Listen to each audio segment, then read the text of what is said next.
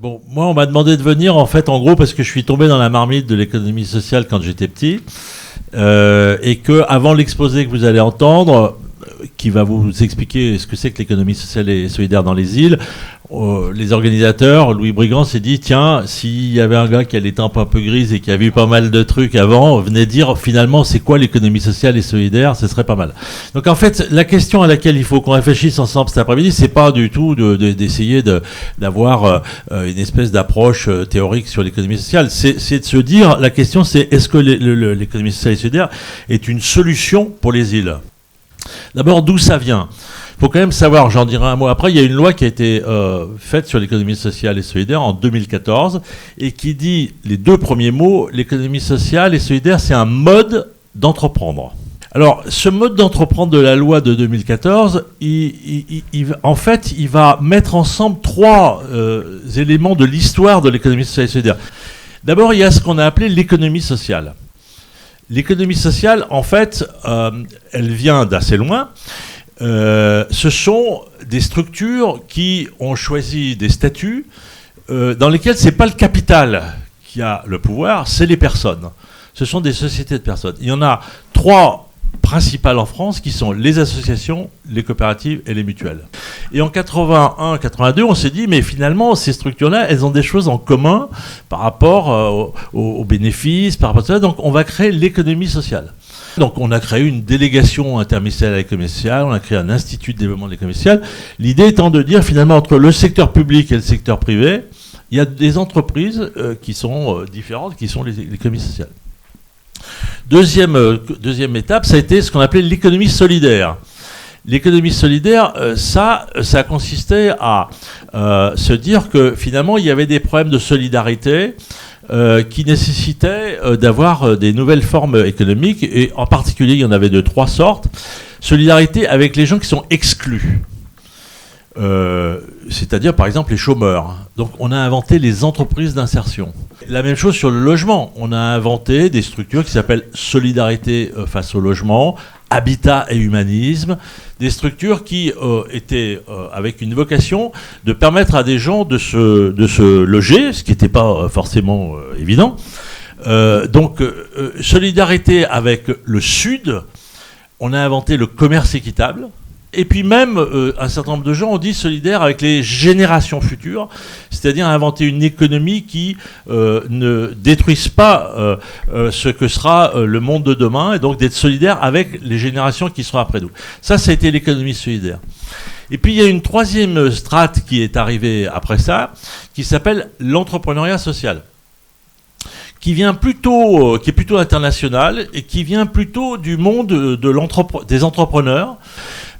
Et ça s'est mis à intéresser beaucoup les jeunes, parce que finalement, alors c'est peut-être un problème à débattre tout à l'heure, mais comme l'intérêt général, dans le sens, moi quand j'étais jeune, si on voulait faire de l'intérêt général, on allait dans l'administration publique. Aujourd'hui, les jeunes, l'administration publique, ils trouvent que c'est un peu lourd, et par contre, être entrepreneur, mais avec l'idée de dire je vais changer le monde, ou je vais apporter des réponses aux problèmes de la société, mais je vais être entrepreneur en même temps, ça me plaît. Et pour ces entrepreneurs sociaux, le mot qui devient le mot important, c'est pas les statuts, comme je vous ai dit tout à l'heure, tout ça, c'est le mot impact. C'est-à-dire, il y a un problème, il faut qu'on apporte une réponse, et on veut que ce qu'on va faire ait l'impact sur le problème. Donc l'économie sociale et solidaire, la loi de 2014 a dit, finalement, tout ce monde-là, ça pourrait être l'économie sociale et solidaire. Donc, dans ce monde-là, il y a des gens qui ont d'abord des statuts, associations, coopératives, mutuelles, et, depuis la loi, fondations. Et puis des gens qui n'ont pas ces statuts-là, qui ont créé une société anonyme ou une société, une SAS, mais qui vont avoir des références quand même qui vont faire qu'ils vont être dans l'économie sociale et solidaire. Voilà. Alors, tout ce monde-là, il pèse quand même dans la société française, plus que ce qu'on croit généralement. Quelques chiffres. L'ESS, tel que je viens de la définir par la loi de 2014, c'est 10% du PNB français. C'est 14% de l'emploi privé en France. Et ça varie selon les régions, parce qu'il y a des régions où l'ESS est plus ou moins importante, mais donc il y a des régions où c'est encore plus important que ça. C'est 230 000 établissements. C'est 5 000 créations nouvelles de plus par an. Et c'est certains secteurs dans lesquels, s'il n'y avait pas l'ESS, franchement, ça irait pas bien. Je pense par exemple au secteur médico-social. D'ailleurs, les associations avaient un jour sorti un slogan que j'aimais bien, qui serait que serait la vie sans les associations. Donc ça, c'est la question, c'est quoi l'économie sociale et d'où ça vient. Pourquoi est-ce que moi je pense que c'est une réponse intéressante aux problèmes actuels, qui sont quand même des problèmes assez lourds, qu'on ne va pas détailler, mais simplement, quand même pour mémoire, la question écologique, la question des inégalités sociales, ou des grandes questions sociales qui sont devant nous, et la question de la démocratie, on a intérêt quand même à inventer des solutions qui ne seront pas forcément les mêmes que celles des 50 dernières années ou de ce qu'on a appelé les 30 glorieuses. On est dans un monde qui est quand même tout à fait nouveau et où les modèles anciens ne vont pas forcément fonctionner. Premièrement, l'économie sociale est une économie de proximité. Ça, je pense que ça doit résonner pour vous. C'est une économie de proximité parce que on part d'abord des besoins de la population. 2 exemples que j'ai cités ce matin. Quelque chose qui s'appelle Start-up de territoire, qui est porté par l'économie sociale et solidaire le plus souvent. On réunit la population d'un territoire et on travaille avec cette population sur quelles sont les idées que vous avez, les besoins que vous ressentez pour apporter des réponses au territoire. 2e exemple, les fabriques à initiative. Les fabriques à initiative, ça consiste sur un territoire à repérer des besoins manquants et à se dire on pourrait prendre une initiative. Il y en a une à Bordeaux qui est magnifique, qui s'appelle Atis, qui a déjà créé pas mal de structures, mais qui part pas simplement d'un entrepreneur, qui part de la population du territoire. Bon, donc l'économie de proximité, c'est qu'une coopérative, par exemple, c'est une entreprise qui ne se délocalise pas. Donc le centre de décision est local et la valeur ajoutée, le plus souvent, elle reste sur place. Et cette question de la valeur ajoutée, elle est essentielle par rapport au territoire et aux îles. Comment on fait pour que la valeur ajoutée ne s'en aille pas? Ce matin, on a vu un exemple sur Belle-Île, que le lait, au lieu d'être expédié sur le continent, soit transformé en fromage. On localise la valeur ajoutée. Voilà. Deuxièmement, c'est une économie sociale et solidaire dans laquelle on fait des innovations d'organisation. Dans les innovations d'organisation, je vous en cite 3. Premièrement, les coopératives d'activité et d'emploi. Aujourd'hui, on a tous en tête que finalement, quand on veut être entrepreneur, on se met à son compte. Auto-entrepreneur, tout le monde connaît les auto-entrepreneurs. On se met à son compte, donc on essaye, mais on est tout seul. On réussit tout seul ou on échoue tout seul. Dans une coopérative d'activité et d'emploi, vous venez, si votre projet c'est de devenir jardinier ou designer, vous êtes dans la coopérative, vous n'êtes pas seul. On va vous accompagner, vous allez avoir une protection sociale, mais vous allez quand même développer votre activité. Voilà. Donc l'économie sociale et solidaire, et ça je pense que pour les îles c'est important, elle invente en fait des formes d'organisation qui sont différentes, qui associent beaucoup plus les salariés, les clients, la population, et je pense que c'est quelque chose qui est important dans les ans qui viennent. Troisième point d'innovation que je voudrais dire, c'est des innovations financières. L'économie sociale aussi, elle a inventé dans ces dernières années, je donne là aussi 2 ou 3 exemples, sur des outils de financement, par exemple du foncier, je les ai cités ce matin. Il y a des foncières qui ont été créées, une qui s'appelle Terre de Liens, qui permet, donc vous et moi, on peut mettre de l'argent dans Terre de Liens pour permettre à des jeunes agriculteurs qui veulent s'installer pour faire de l'agriculture biologique, où les terrains sont compliqués, le foncier est difficile, il est cher, ils ne peuvent pas le faire alors qu'ils sont super motivés. Terre de Liens va permettre à ces jeunes d'aller sur un territoire et puis progressivement de devenir propriétaire, mais avec une approche qui sera tout à fait différente. Un autre exemple que j'ai cité ce matin, c'est Village Vivant. C'est un truc super, Village Vivant. Il y a beaucoup, je pense que ce n'est pas le cas dans les îles, mais sur le territoire du continent, il y a des villages, bourgs, villes moyennes, dont le centre-ville se vide de ses commerces parce que les grandes surfaces font que les gens, au lieu de s'approvisionner là, vont dans les grandes surfaces. Donc ces commerces deviennent vides, les immeubles se dégradent, etc. On a créé, c'est l'économie sociale qui le crée, c'est une coopérative qui le crée, une structure qui s'appelle Village Vivant, qui a collecté beaucoup d'argent et qui, grâce à ça, peut racheter ces commerces vides et y réinstaller des activités pour relancer les centres-villes. Donc on invente, on a des outils de financement, je le détaille pas, mais ce qui s'appelle la finance solidaire, l'épargne solidaire, aujourd'hui ça draine beaucoup d'argent. Le total d'épargne solidaire en France, c'est 12 milliards d'euros. C'est peu de choses par rapport au total de l'épargne en France, mais ça commence à devenir significatif. Et grâce à cet argent-là, on peut financer des projets. Il y a une structure qui s'appelle Finansol qui coordonne tout ça. Et donc, on est aussi capable d'innover sur la finance, parce que dans nos têtes, à tous autant qu'on est, on se dit finalement, on est capable de faire des trucs, mais la finance, ça c'est la finance, c'est les banques, c'est les établissements financiers, c'est pas nous. Non, on peut se réapproprier aussi des outils financiers.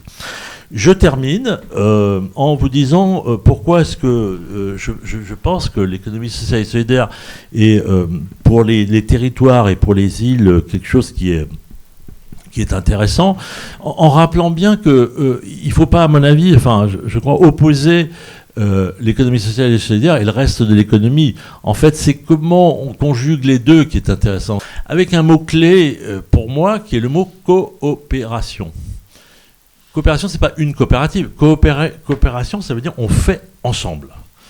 Et il y a une valeur fondamentale de l'économie sociale et solidaire, c'est on fait ensemble.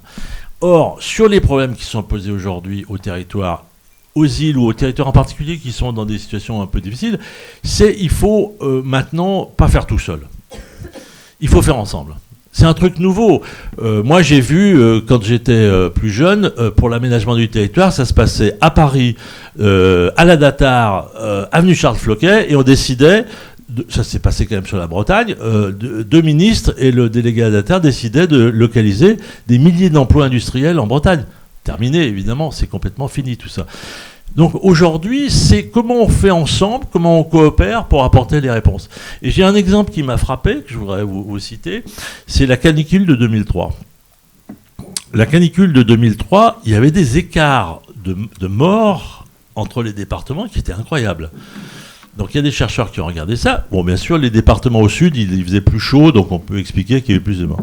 Mais en fait, l'essentiel de la réponse, c'était pas ça. C'était les départements dans lesquels les hôpitaux, l'État, les associations de personnes âgées, les médecins libéraux, etc., avaient l'habitude de coopérer. Ils ont tout de suite apporté des réponses à la canicule pour les personnes âgées que les autres départements n'ont pas su faire. Et j'attire votre attention sur le fait que dans les années qui viennent, face aux menaces qui sont les nôtres, le mot résilience est un mot essentiel, c'est-à-dire comment on résiste aux problèmes. Eh bien, les territoires qui résisteront les mieux, ce seront ceux qui savent le mieux coopérer. Donc l'économie sociale, c'est un mode de coopération, et là je donne 3 exemples rapidement. Les pôles territoriaux de coopération économique, ça a été cité aussi ce matin. C'est quelque chose qui s'est créé depuis plusieurs années, qui sont il y en a une centaine en France, qui sont des acteurs locaux qui se mettent ensemble pour coopérer et pour faire de la coopération, pas comme le sont les pôles compétitivité, c'est-à-dire pour faire uniquement de la compétition, mais pour faire des choses ensemble. Celui de Romans dans la Drôme, ils ont été frappés par une crise de la chaussure, les établissements de chaussures ont fermé, c'était si distrait.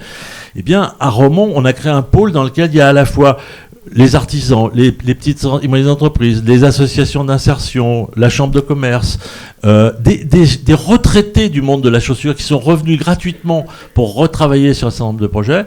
Et on a créé un pôle de coopération dont la vocation, c'est d'apporter des réponses à la crise du bassin d'emploi de Romans. Un autre exemple sur Le Havre qui est tout à fait différent, c'est un pôle de coopération sur le problème de la mobilité. Comment on fait pour que les transports en commun de la ville, le covoiturage, tous les gens qui agissent sur la mobilité travaillent davantage ensemble. Donc ça, je crois que c'est un point très important pour les îles. Moi, je vous invite à regarder ce que sont les PTCE, les pôles territoriaux de coopération économique, ou à l'échelle européenne, quelque chose qui est aussi très actuellement regardé, qui s'appelle les clusters sociaux, c'est-à-dire comment on fait travailler des groupes d'acteurs ensemble. Et pour moi, l'essentiel, c'est la collectivité locale, l'association, l'entreprise et l'habitant ou le citoyen qui travaillent ensemble sur des projets. Un autre exemple, je ne vais pas détailler, s'appelle une expérience qui s'appelle Territoire zéro chômeur de longue durée. Territoire zéro chômeur de longue durée, il y en a 10 aujourd'hui en expérimentation en France. Il y a une loi d'expérimentation. Ce matin, il en a été question, peut-être revendiquer une loi d'expérimentation pour les îles serait quelque chose qui ne serait pas inintéressant. C'est-à-dire que voilà, les îles, c'est un truc particulier. Est-ce qu'on ne pourrait pas expérimenter des choses de manière un peu spécifique? Et Territoire zéro chômeur, ça part du principe que nul n'est inemployable. qu'on déverse beaucoup d'argent du chômage ou du RSA, etc., qui finalement laisse les gens en dehors, et que sur les territoires, il y a pourtant plein de besoins qui ne sont pas satisfaits. Donc on crée quelque chose qui s'appelle des entreprises à but d'emploi. Ce sont des entreprises d'économie sociale qui embauchent les chômeurs de longue durée, qui travaillent avec eux sur ce qu'ils savent faire, ce qu'ils veulent faire, et qui créent des activités nouvelles. Et ces différentes façons de coopérer et d'innover, aujourd'hui, je vais arrêter là-dessus, me semblent apporter des réponses nouvelles, et donc par rapport à la question de cet après-midi, sur des sujets comme la mobilité, l'énergie, la consommation, j'en ai parlé avec l'exemple de la Louve, l'alimentation. Donc j'ai essayé de vous dire que l'économie sociale et solidaire, c'est pas finalement d'abord un concept, bien qu'il faille essayer de dire de quoi on parle. Il y a pour moi quelque chose qui est essentiel pour finir sur l'économie sociale, c'est ces trois mots-clés qui sont des valeurs, des statuts ou des règles et des pratiques. C'est-à-dire, les valeurs, c'est principalement la démocratie et la solidarité. Des règles ou des statuts, c'est quand même, ça s'incarne dans des choses assez concrètes. Hein. Et puis, des pratiques, il faut qu'on soit capable de rendre compte que si on dit on est différent, on a une approche de l'économie qui n'est pas la même, et ben, il faut pouvoir le montrer. Voilà, merci à Denis Bredin et Hugues Sibyl pour cette introduction.